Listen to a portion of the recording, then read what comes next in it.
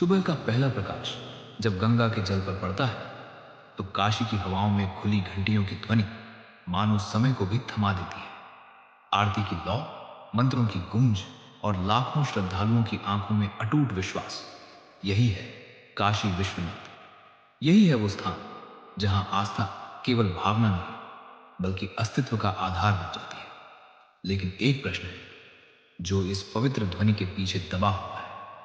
अगर ये मंदिर इतना पवित्र है तो इसके इतिहास के कुछ अध्याय क्यों छिपाए? क्यों हर बार जब हम काशी की बात करते हैं तो केवल भक्ति सुनाई देती है पर संघर्ष की कथा अधूरी रह जाती है? क्या कारण है कि इस मंदिर का इतिहास केवल आध्यात्मिक नहीं बल्कि राजनीतिक भी रहा है? एक ओर अडिग श्रद्धा, दूसरी ओर सत्ता की भूख, एक ओर अनंत शिव, दूसरी ओर क्षणिक साम्राज्य। इतिहास गवाह है कि काशी विश्वनाथ ने केवल आरती की लौ नहीं देखी, उसने तलवारों की चमक भी देखी है, उसने पुनर्निर्माण की जिद भी देखी है और सत्ता की चुप्पी भी। आक्रमण हुए, मंदिर टूटा, फिर बना, फिर टूटा और फिर खड़ा हुआ। पर क्या हर बार सच भी उसी तरह खड़ा हुआ या कुछ सच दीवारों के साथ ढह गए? यह कहानी केवल एक मंदिर की नहीं है, यह कहानी है उस स्मृति की जिसे बार बार परखा गया। यह कहानी है सभ्यता की जिसे मिटाने की कोशिश हुई और फिर भी जिसने खुद को पुनः स्थापित किया। आज जब हम काशी विश्वनाथ के सामने खड़े होते हैं तो प्रश्न केवल अतीत का नहीं होता। प्रश्न यह है कि क्या हमने अपने इतिहास को पूरी तरह जाना भी है? क्या काशी का इतिहास सच में दबाया गया या हमने खुद उसे भुला दिया? इस रहस्य को समझने के लिए हमें काशी के प्राचीन इतिहास में जाना होगा।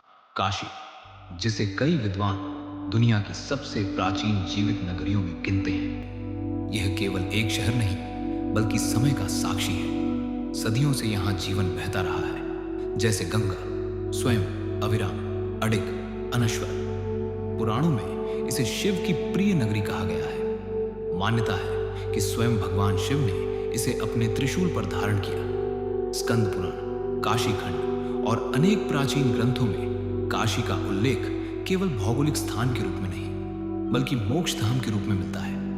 यहां मृत्यु भी अंत नहीं बल्कि मुक्ति का द्वार मानी गई। इतिहासकार बताते हैं कि प्राचीन काल में काशी विश्वनाथ का मूल मंदिर अत्यंत भव्य था। समय के साथ उसके स्वरूप में परिवर्तन हुए। राजाओं ने उसका संरक्षण किया, दान दिए और परंपराएं विकसित हुई।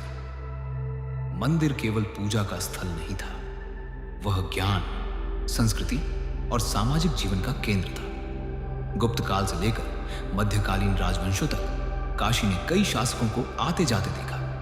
हर सत्ता ने अपनी छाप छोड़ी, लेकिन काशी की आत्मा, उसकी धार्मिक परंपरा निरंतर बनी रही। फिर समय बदला, उत्तर भारत में इस्लामी सल्तनतों का विस्तार हुआ।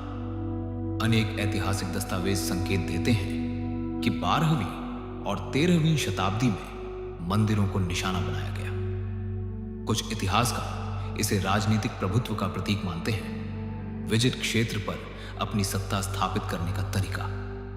काशी भी इस तूफान से अछूती नहीं रही। मंदिर को कई बार क्षति पहुंची, फिर पुनर्निर्माण हुआ। यह चक्र चलता रहा, लेकिन 17वीं शताब्दी में एक निर्णायक मोड़ आया।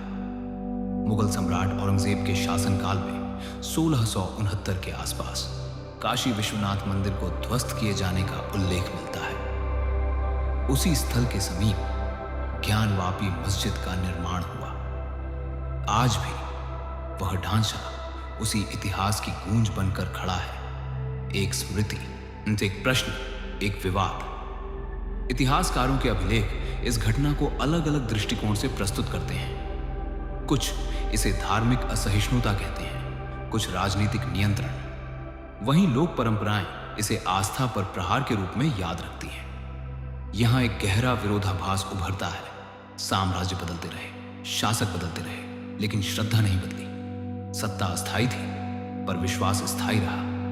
क्या यह केवल राजनीतिक घटना थी या एक सभ्यतागत संघर्ष की अभिव्यक्ति? इतिहास अपनी भाषा में बोलता है, परंपराएं अपनी स्मृति में उसे संजोती हैं और कभी कभी दोनों के बीच की दूरी ही सबसे बड़ा रहस्य बन जाती है। लेकिन असली कहानी तब शुरू होती है जब सत्ता और श्रद्धा आमने सामने खड़े हो जाते हैं। 17वीं शताब्दी का भारत एक निर्णायक मोड़ पर खड़ा था। मुगल साम्राज्य अपने चरम पर था, लेकिन भीतर से अनेक असंतोषों, धार्मिक नीतियों और क्षेत्रीय विद्रोहों से जूझ रहा था। इसी दौर में दरबार की राजनीति और धार्मिक नीति के बीच की रेखाएं धुंधली होने लगी। मुगल अभिलेखों में 1669 का एक आदेश दर्ज मिलता है, जिसमें कुछ प्रमुख शिक्षण और धार्मिक केंद्रों पर कार्रवाई का उल्लेख है। कई इतिहासकार इसे उस समय की सत्ता संरचना के संदर्भ में पढ़ते हैं, एक ऐसे सम्राट का निर्णय जो साम्राज्य की एकरूपता चाहता था। काशी विश्वनाथ का मंदिर इसी पृष्ठभूमि में प्रभावित हुआ। विवरणों के अनुसार मंदिर को ध्वस्त किया गया और उसके निकट एक मस्जिद का निर्माण आरंभ हुआ। यह केवल स्थापत्य परिवर्तन नहीं था। मध्यकालीन राजनीति में धार्मिक ढांचों का निर्माण और ध्वंस अक्सर प्रतीकात्मक संदेश होते थे। विजेता की उपस्थिति, पराजित की स्मृति पर नियंत्रण, ज्ञानवापी परिसर इसी इतिहास का हिस्सा बना। लेकिन यह भी सच है कि उसी भूमि पर श्रद्धालुओं की आस्था समाप्त नहीं हुई। लोक स्मृतियों में कथा जीवित रही कि मंदिर टूटा पर शिव नहीं हटे। लोग पास ही पूजा करते रहे, छोटे छोटे स्वरूपों में, अस्थायी संरचनाओं में। सत्ता ने पत्थर बदले पर विश्वास की दिशा नहीं बदल सकी। समय फिर बदला। 18वीं शताब्दी में मुगल शक्ति क्षीण हो रही थी, क्षेत्रीय शक्तियां उभर रही थी। इसी काल में मराठा साम्राज्य की प्रभावशाली शासक अहिल्याबाई होलकर ने 1777 से 1780 के बीच वर्तमान काशी विश्वनाथ मंदिर का निर्माण कराया। उन्होंने मूल स्थल से कुछ दूरी पर मंदिर का पुनर्निर्माण करवाया ताकि श्रद्धालुओं की आस्था को एक स्थायी केंद्र मिल सके। यह पुनर्निर्माण केवल स्थापत्य नहीं था, यह एक घोषणा थी, एक संदेश कि इतिहास चाहे जो कहे, असभ्यता स्वयं को पुनः खड़ा कर सकती है। जब वर्तमान मंदिर की स्वर्ण शिखर पर सूर्य की किरण पड़ती है तो वह केवल धातु की चमक नहीं होती, वह पुनर्जन्म की चमक होती है। ब्रिटिश औपनिवेशिक काल में इस स्थल का विस्तृत सर्वेक्षण हुआ। राजस्व अभिलेख, प्रशासनिक दस्तावेज और यात्रियों के विवरण इस बात की पुष्टि करते हैं कि मंदिर और मस्जिद दोनों संरचनाएं पास पास विद्यमान थीं। औपनिवेशिक शासन ने प्रायः धार्मिक विवादों में प्रत्यक्ष हस्तक्षेप से बचने की नीति अपनाई, परंतु उन्होंने इस स्थल को संवेदनशील के रूप में दर्ज किया। स्वतंत्रता के बाद अपेक्षा थी कि इतिहास के ऐसे प्रश्नों पर खुलकर विमर्श होगा, परंतु नवगठित राष्ट्र राज्य की प्राथमिकताएं भिन्न थीं। एकता, विकास और सांप्रदायिक संतुलन। परिणाम स्वरूप काशी का प्रश्न सार्वजनिक विमर्श में लंबे समय तक सीमित रहा। विवाद समय समय पर उठे, इन पर व्यापक राजनीतिक सहमति अक्सर मौन की ओर झुकती रही। 20वीं सदी के उत्तरार्ध और 21वीं सदी में यह विषय पुनः चर्चा में आया। न्यायालयों में याचिकाएं दायर हुई, पुरातात्विक सर्वेक्षणों की मांग उठी, जनभावनाएं मुखर हुई, परंतु यहां भी चुनौती वही थी, आस्था की संवेदनशीलता और विधिक प्रक्रिया का संतुलन। यह संघर्ष केवल पत्थरों का नहीं था, यह राजनीतिक अस्तित्व और आध्यात्मिक निरंतरता के बीच का संवाद था।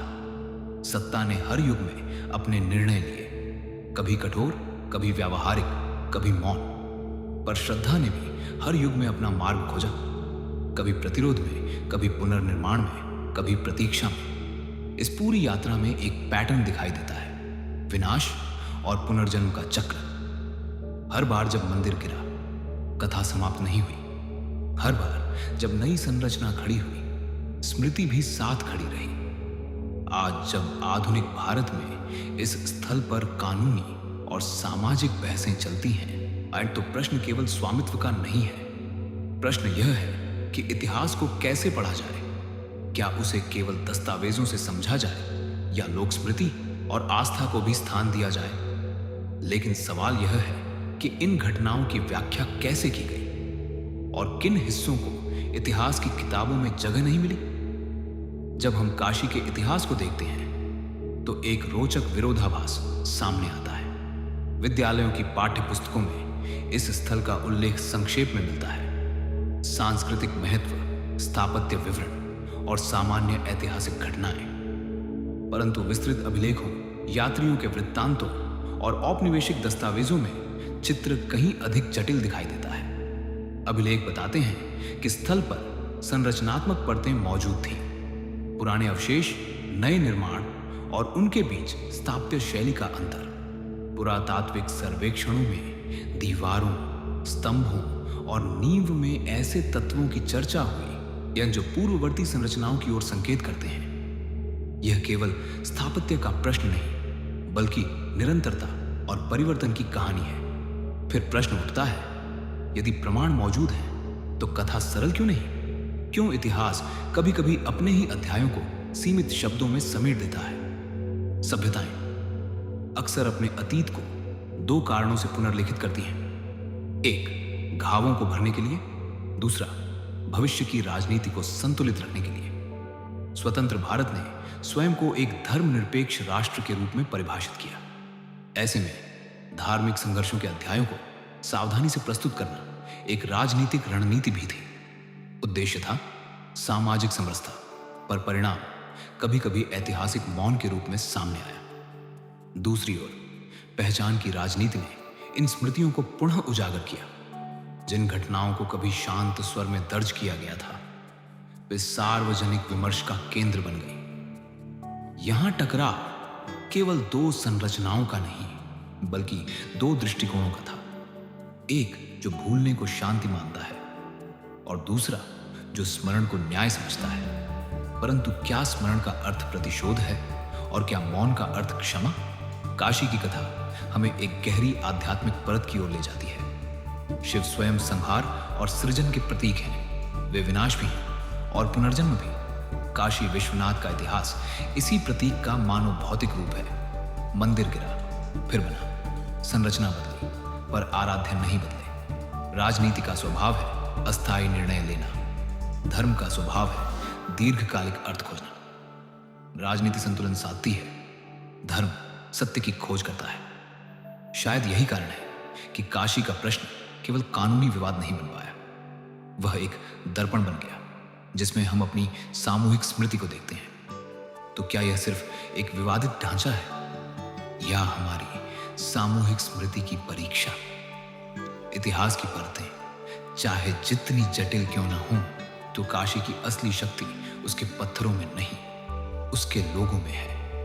हर सुबह जब गंगा के तट पर दीप जलते हैं, जब विश्वनाथ के द्वार पर कतारें लगती हैं, तो वह किसी राजनीतिक निर्णय का परिणाम नहीं होता।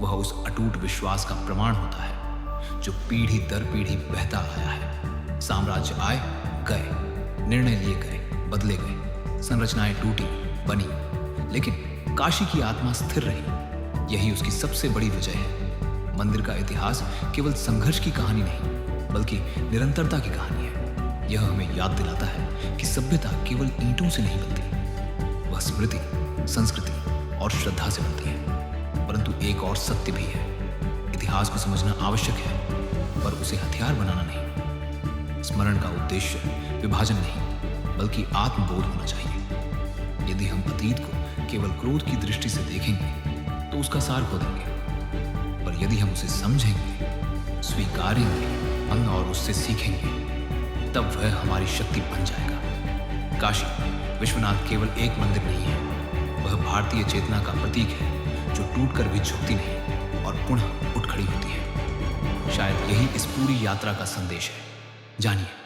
पढ़िए, प्रश्न पूछिए और अपनी धरोहर को समझकर आगे बढ़ाइए, क्योंकि आस्था तब सबसे मजबूत होती है जब वह ज्ञान के साथ खड़ी होती है।